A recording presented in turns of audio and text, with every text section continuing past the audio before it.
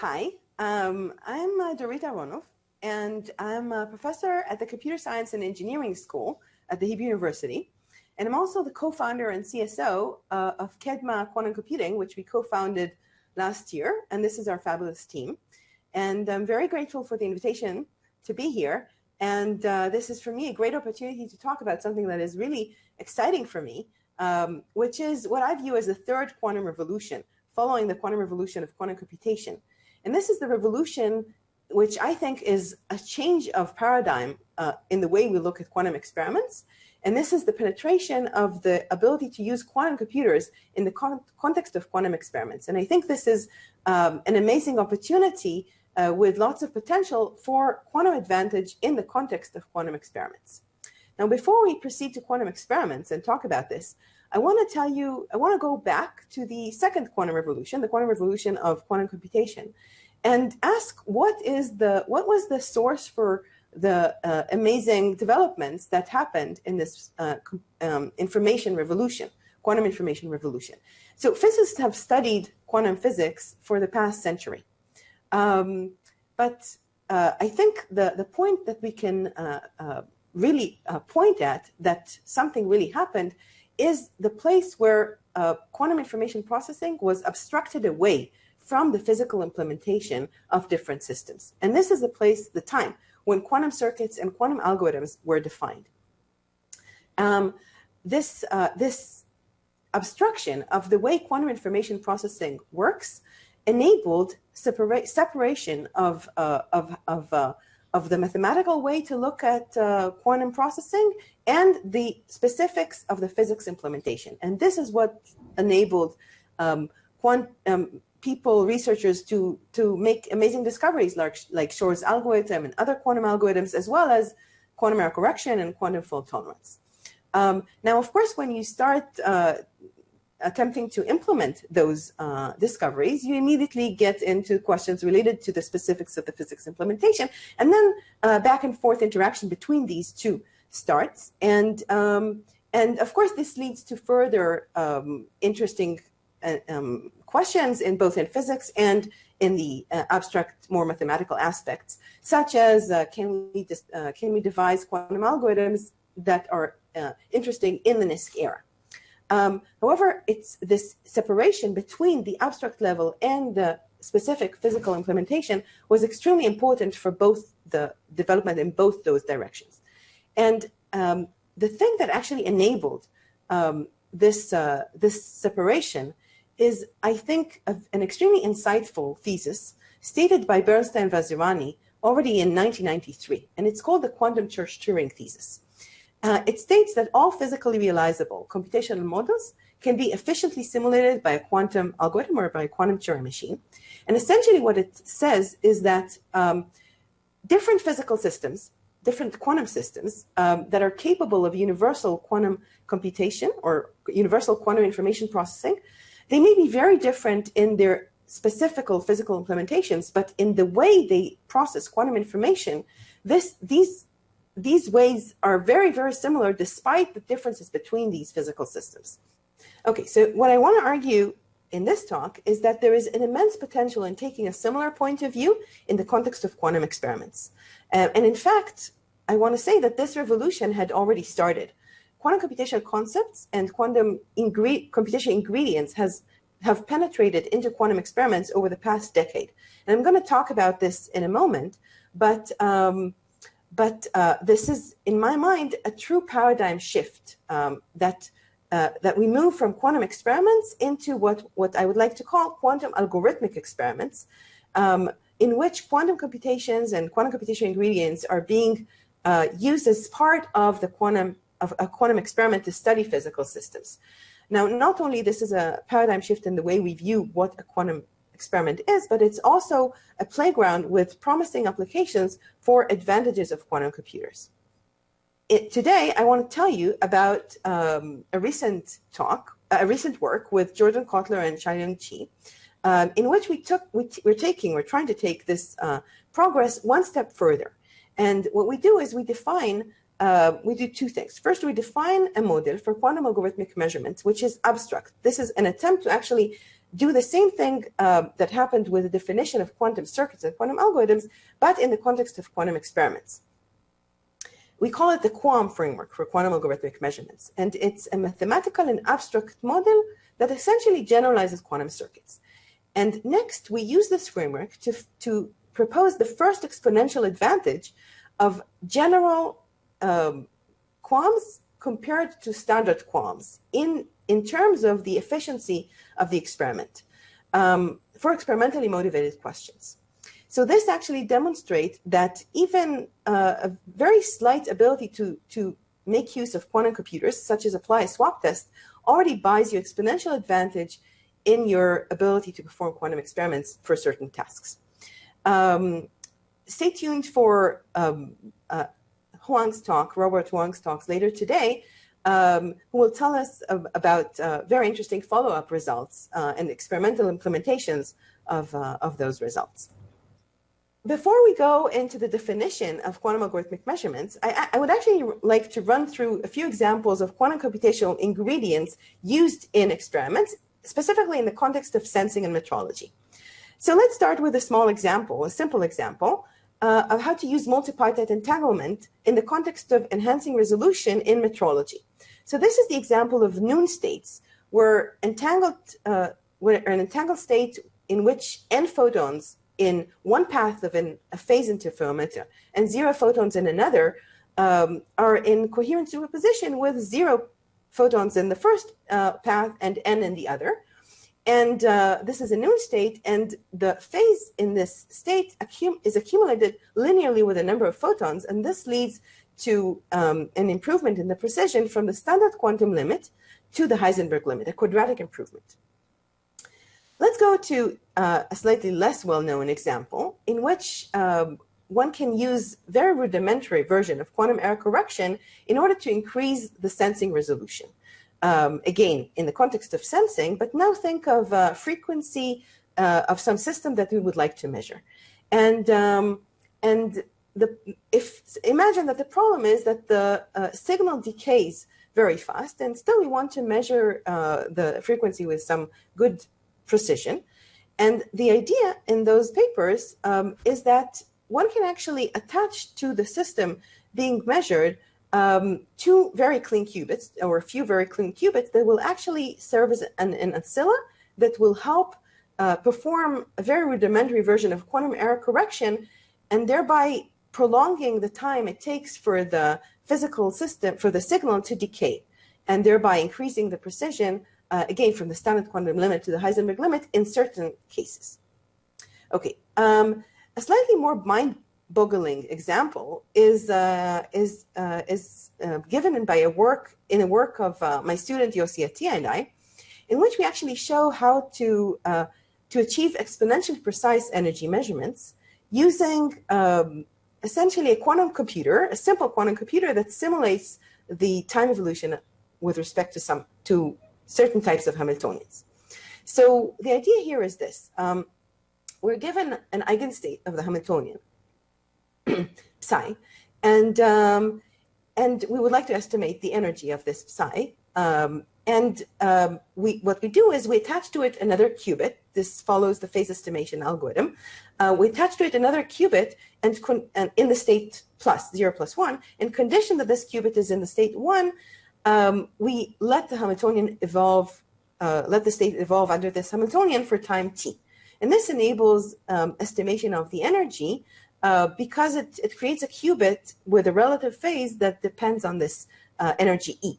And you can create many qubits like that and estimate the energy by measuring the qubits in a different basis. However, we're limited here by the time energy uncertainty principle, and this does not let us achieve exponential precision with only polynomially many measurements. So the idea is that sometimes, not for all Hamiltonians, but in certain cases, it is possible to replace the application of the true Hamiltonian by a simulation of the time evolution with respect to this Hamiltonian. So if we can actually apply the unitary e to the minus iht over h bar by a sequence of quantum gates, and if this sequence is much smaller than t, the time of the evolution, then we call this a situation which we can apply fast forwarding for the Hamiltonian. And in certain cases, this can be done, and even with a pretty simple quantum computation. And when this can be done, you can actually achieve exponentially precise energy measurements in only polynomial time. This can actually work for commuting local Hamiltonians and other types of Hamiltonians. You can see this paper that was recently posted for further extensions. Note that there is something quite confusing in this example, which is that you have your quantum system that you want to study, and you apply on it a sequence of quantum gates. So this is kind of a combination of quantum computers helping the experiment by working on the physical system that we want to perform the experiment on.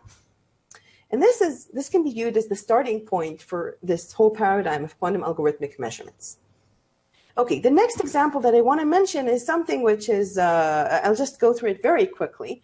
It's a problem that is of large interest in the context of Google's supremacy experiment, as well as in other situations where you have a quantum computer and you want to understand if it operates correctly the way it should.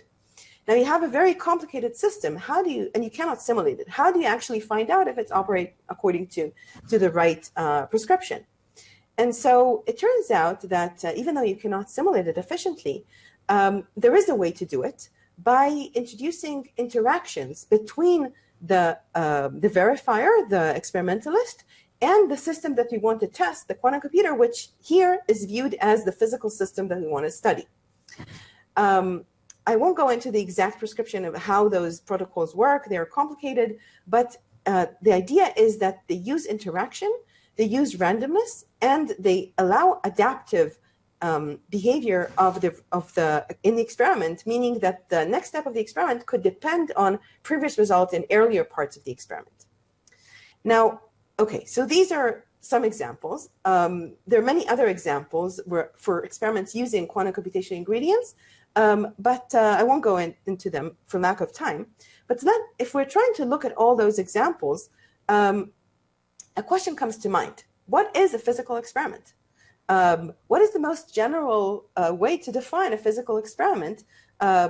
There's so many different examples, and they look so different. We need a model that somehow models all those experiments and even experiments that we haven't thought about. So how to model the most general quantum experiment? We want a model that will enable us to study measurement processes and compare their resources without strong dependence on the physical implementation. We want something which is abstract, just like the quantum circuit model. So we're looking for a computation complexity model for experiments.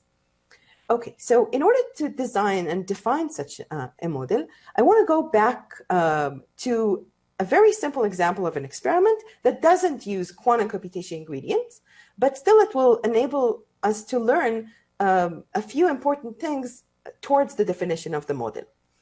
Okay, so let's look at this simple example of X-ray photons scattering off a crystal sample and then hitting a camera where a classical computer then collects the data of where those photons hit and then deduces the crystal structure of the structure of the crystal.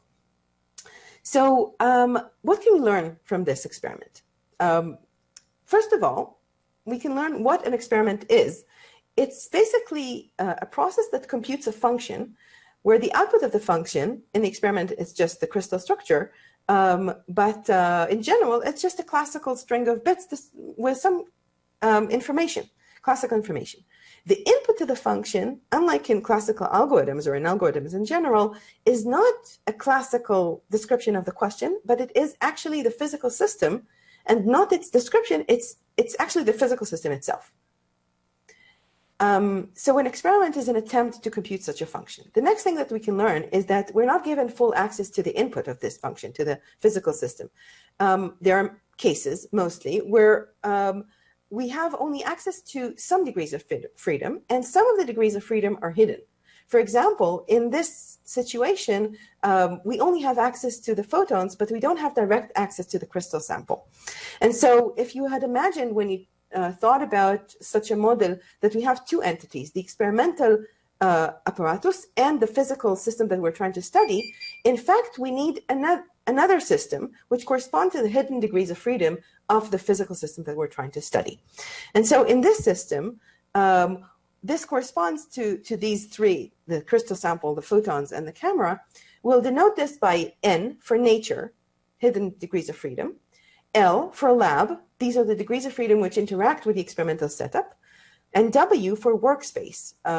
Here, the camera and the classical computer, but more generally, it can also be, if we're thinking of much more general experiments, it can even contain more qubits and qubits and even a quantum computer. The lab, the degrees of freedom which interact with the experimental setup, correspond here to the photons that enable the interaction between the workspace and nature. Now, importantly, in the general case, this interaction is quantum. In general quantum experiments, we would like those different registers in the experiment to interact quantumly. So let's take this simple example and try to devise a model for quantum algorithmic measurements. Okay, so we try to come up with as simple model as possible, abstract model that takes away the physics implementation and essentially replaces it by quantum gates, just like the circuit model, but also enables us to be, it's expressive enough to describe general quantum experiments as general as possible. In fact, more general than we have thought about so far until today. So this is perhaps the most difficult slide in the talk. Let's go through it slowly. Okay, so we see here, and let's have the picture of the previous slide in front of us so that we can compare. So we see here the familiar three registers of nature, the hidden degrees of freedom of the physical system that we're trying to learn, lab, which is the degrees of freedom corresponding to the photons that create the interaction between the workspace and nature, and the workspace itself, which here is modeled by qubits. In the previous case, it was just classical, the camera. So, okay, on the left, what we see is essentially the quantum input system, meaning the physical system that we're trying to study. We see here interlaced operations of quantum circuits and epsilon and L. Epsilon and L corresponds to the super operator that the physical system that we're trying to study applies. For example, in this X-ray diffraction example, this would be the interaction between the photons and the crystal. And another example would be that suppose we want to estimate some, there's some system described by some Lindbladian, and we want to estimate its parameters, some parameter of it. Epsilon and L would be the superoperator corresponding to the application of this Lindbladian. Okay, so the input quantum system is this epsilon and L, the superoperator. We call it a lab oracle. And it comes together with the input state rho n, which is the initial state of the hidden degrees of freedom in the physical system that we're trying to study.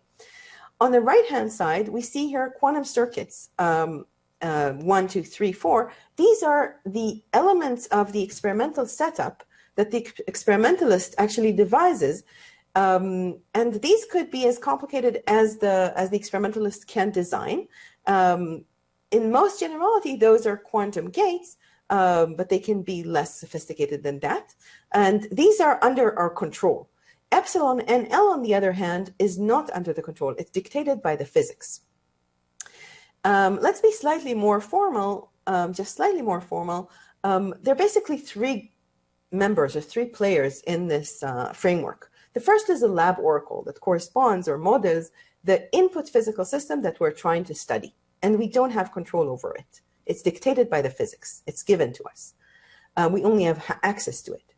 The next member, important concept, is the task. What is a task? It's an experimental task. It's the task that the experimentalist is trying to solve. For example, estimate a parameter in the Lindbladian of the system. More generally, compute a function from the set of possible lab oracles to some string of classical bits. Now, this task is accompanied with a sequence of, with a list of constraints that are given in the lab, because some labs are capable of for example, of entangling parts of their experimental apparatus, and some don't. there could be some constraint that everything should be set in one dimension. There could be some constraints that things cannot be applied sequentially, but only in parallel, et cetera, et cetera. So the task is accompanied with the constraints in the lab. And the third member, the third player, is actually the design of the experiment. This is the sequence of quantum gates. This is the picture that we're looking at. It's a quantum circuit obeying the constraints, including the exact specification of when do we apply the queries. That is the application of the super operator epsilon and L corresponding to the interaction between the hidden degrees of freedom and the unhidden degrees of freedom in the physical system that we're trying to study. This is the epsilon and L we don't have control over. We can just call it. We call it queries. Okay, so this is our model, and it's an abstract mathematical framework. And the idea is that we can look at experiments and view them in this language. And once viewed in this language, just like quantum algorithms are different when you look at them as quantum circuits and as implemented in the lab, also quantum experiments, you can look at them as implemented in the lab, but you can also assign to them a description in terms of quantum gates. And then you can ask a question: what is the complexity of the experiment? How many, and this can be just like a quantum circuit, the complexity is measured by the number of gates. Also here, we want to measure the complexity of an experiment, how difficult it is to perform it, and how long it will take to do it, by the number of elementary operations, which is described here by the number of gates, number of quantum or classical gates, plus the total number of queries or applications of this superoperator epsilon and L. Okay, and we think that this is a universal model for quantum experiments. We believe that this is true. All the examples that I showed, including previous examples in this talk, as well as quantum machine learning examples, etc., fall into this framework once you understand how to abstract away the physics implementation and just talk about the description of it in terms of the quantum information processing occurring during the experiment. Okay, so this is our model, and now we can start to ask various questions about this model. We want to study experiments through the computational lens. So we can ask, within the QUALM framework, we want to design more efficient quantum experiments using ideas from quantum algorithms. This enables us to think about quantum experiments in the language of quantum algorithms. We want to, for example, also prove limitations on resources required to perform certain experimental tasks under certain constraints in the laboratory. Do we have limitations on precisions and on the time it takes to perform various experiments under certain constraints in the lab? So this model enables us to study these questions rigorously. But the first question that comes to mind is there any advantage for those most general QUALMs that enable using quantum computers over what we would call standard QUALMs? So let's look at what are standard QUALMs. Okay, so we would like to understand whether standard QUALMs are weaker than general QUALMs. And by standard QUALMs, I mean standard experiments. So let's see what a standard experiment is in the QUALM framework.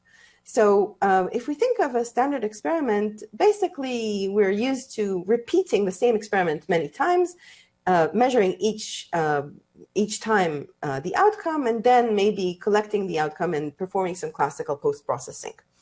You can actually present it in the QUALM framework by stacking those calls to the lab oracle, the applications of the epsilon and L, one on top of the other, and also adding on the right wires that correspond to classical processing or classical control of the experiment. So this would be the most common experiment in the QUALM language. I'm sort of omitting from here various classical manipulations of, say, the design of pulses, etc. I'm omitting from this picture, but it can be presented in the QUALM framework. In fact, a slightly less common but still standard experiment would allow adaptiveness, would allow actually to prepare the initial state or the state that enters the next step of the experiment as a function or based on previous results of the experiment. But this dependence needs to be classical for this to be standard. Okay, so this would be my standard QUALM. And notice that it's, I'd like to view this as preventing coherence both in time and in space between the queries, between the different queries. I would like to compare it to general QUALMs and ask whether we have any advantage in allowing dependencies which are quantum and coherence with the workspace, and the workspace being quantum. And surprisingly, it turns out that the answer is that there is exponential advantage for general QUALMs for a particular task. So, okay, so we have actually looked at a toy variant for a physically motivated problem called, that is motivated by the desire to distinguish between flow case systems and random Hamiltonians. And the toy problem that we looked at, we call it the fixed unitary problem. This is a problem for an experimentalist. You're given access to one of two systems, one of two lab oracles, and you need to distinguish between the two in the most efficient way. The first system picks a random unitary on n qubits and remembers it forever, and whenever you call it, whenever you apply it, it applies the same unitary. The other system picks a new random unitary every time, so it has no memory, and you need to distinguish between the two. And the theorem, our theorem says that there is exponential advantage between general and standard QUALMs, even if the standard QUALMs are adaptive. In the context of solving this problem, the QUALM complexity will be exponentially larger if you don't allow quantum abilities, quantum ingredients, if you use the standard QUALM version.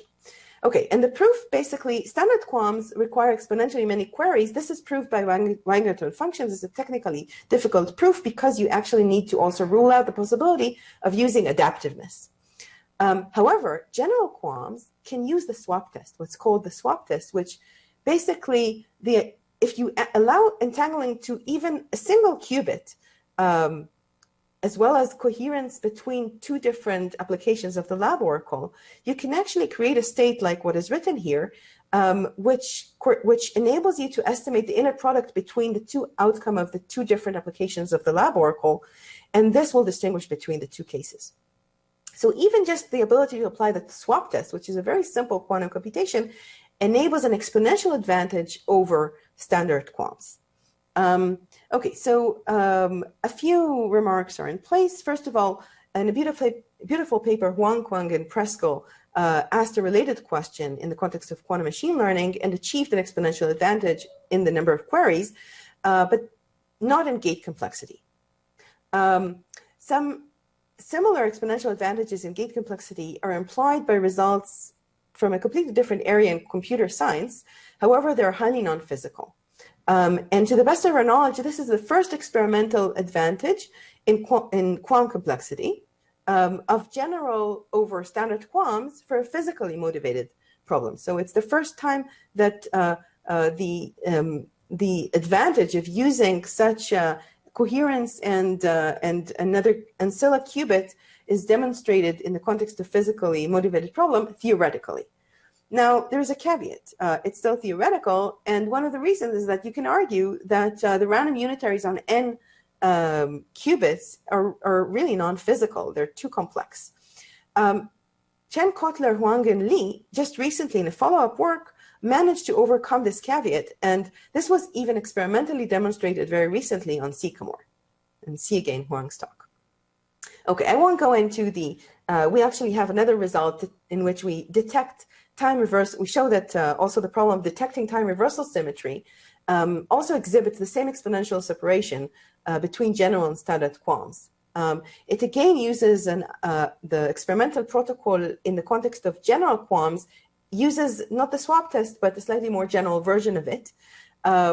The problem here is basically to distinguish now between three different ensembles: random unitaries, random orthogonal matrices, and random symplectic matrices. And the extension of the swap test can actually do it very efficiently if you allow general QUALMs, but standard QUALMs will take exponentially many queries. Okay, and some version was experimentally demonstrated on Google Sycamore as well. Okay, so to wrap up, We're at the midst of a new era of quantum experiments and quantum measurements, in which new computation ingredients will enter experiments more and more. And the QUALM framework offers an abstract model, which is universal, in which we can try to design and study quantum experiments from the computational point of view, and perhaps using ideas from quantum algorithms in their most general form. And this actually offers a new type of exponential advantage for quantum computers, not the one that we're used to in the context of solving quantum algorithmic problems, but in the context of improving and making more precise quantum experiments. Now, despite these examples and the progress, we are very far from understanding what can be done experimentally by using computation ingredients in the quantum algorithmic measurement framework. And there are questions, many open questions, both theoretically and experimentally. Let me just mention two of them. First of all, what new fancy quantum algorithms experiments can be designed, e.g., can we use adaptive queries and coherence in more sophisticated ways than just the extensions of the swap test? And another related question is, how about using highly entangled states prepared by a quantum computer to enhance our ability, efficiency of experiments or precision? Another question is, well, there's a problem. Our exponential advantages lose their advantage. They don't survive if you add noise. They're not noise resilient, because local noise destroys the large inner product between states and destroys our swap tests. So the question is, can exponential QUALM advantages be made noise resilient? And that's it. There are many other questions, but I think I'll end here, and thank you for your attention.